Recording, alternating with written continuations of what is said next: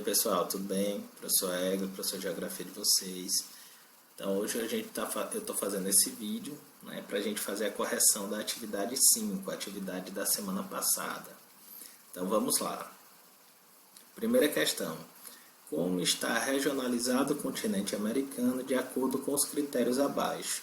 Então a gente viu 3 critérios para regionalizar o continente americano.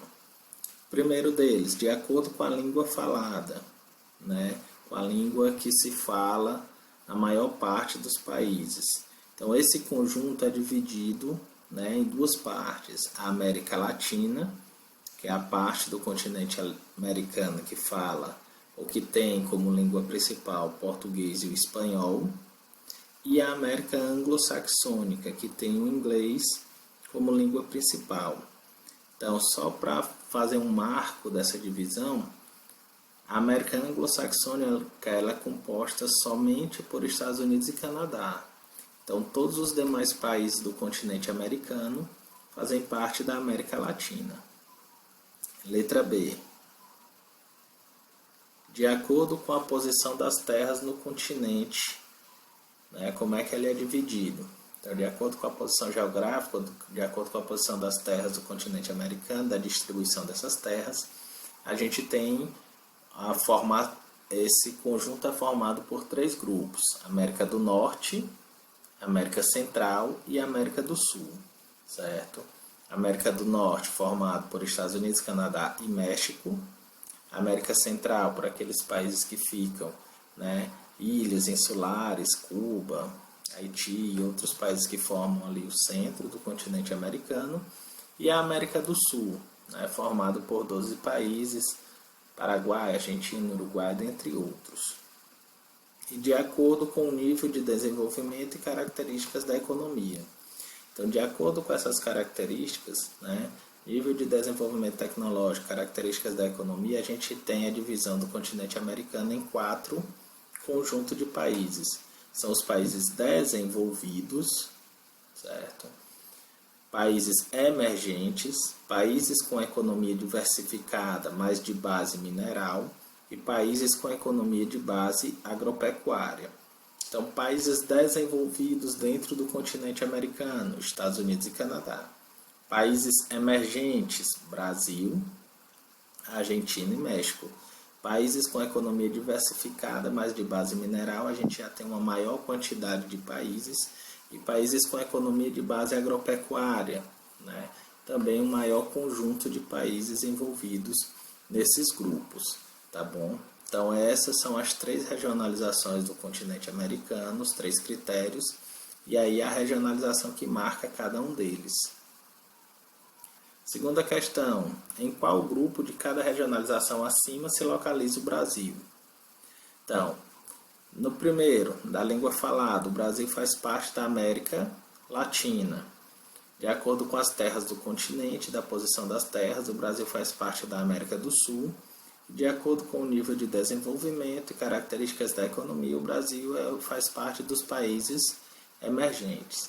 Então, o Brasil faz parte da América Latina, da América do Sul e países emergentes.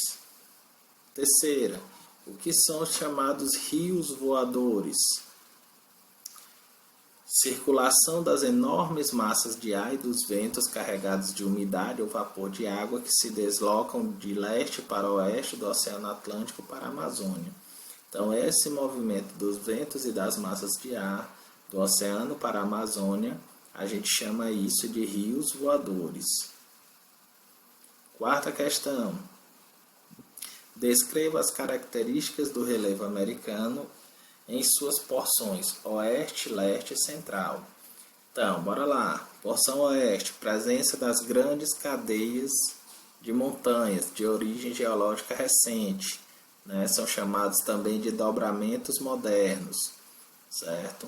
Planaltos em altitudes elevadas e planícies litorâneas, tá bom? Então, as rochosas na América do Norte, a Cordilheira dos Andes, são exemplos, né, de montanhas de origem recente, de cadeias de montanha de origem recente que se localizam na porção oeste do território.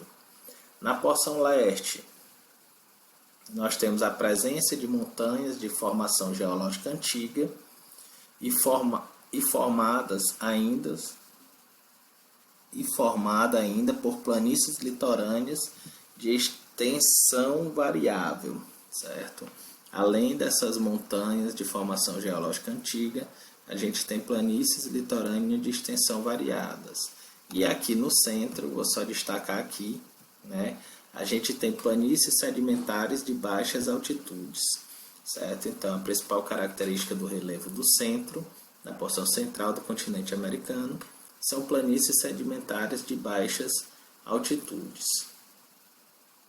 Quinta questão. Aí a gente já vai direcionar, sair um pouquinho das características naturais do continente americano e falar diretamente dos Estados Unidos. Como se organiza o espaço agrícola estadunidense? Cite exemplos, né? Organiza-se em zonas extensas e especializadas chamadas cinturões ou belts, nas quais predominam o cultivo de um único produto principal por meio de uma moderna agricultura comercial, certo? Então você pode ter os belts do trigo, cinturão do algodão, cinturão do milho.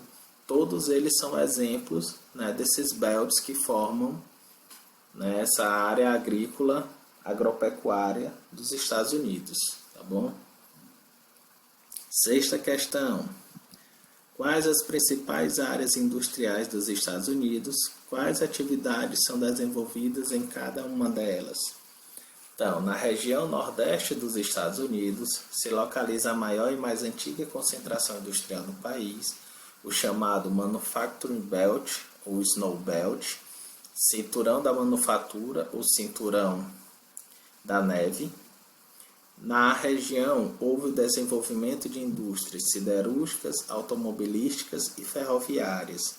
Vou destacar novamente aqui, pessoal, essa área, hoje, ela não é mais uma área tão atrativa de indústrias.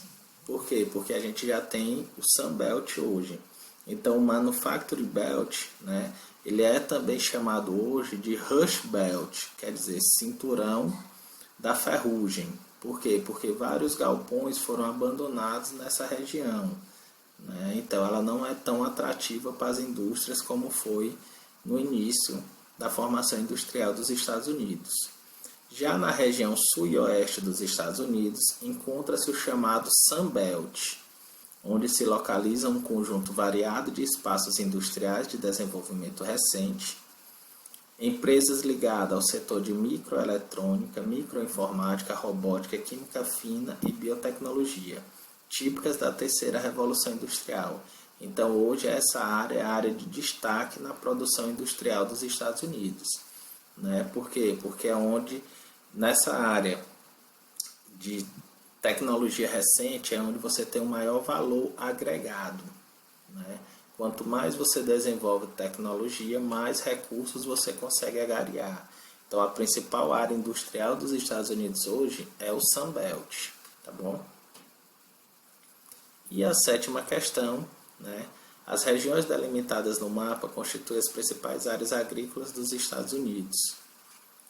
As culturas que se destacam na região numerada são, aqui é a distribuição dos belts, pessoal, né? A área agrícola dos Estados Unidos distribuída em cinturões. Então, essa área 1 seria o cinturão do trigo. A área 2 seria o cinturão do milho. E a área 3 seria o cinturão do algodão, certo? Essas são as principais culturas de destaque em cada uma dessas regiões do mapa, tá bom? Espero que não tenha ficado nenhuma dúvida. Qualquer coisa é só falar. Até a próxima aula.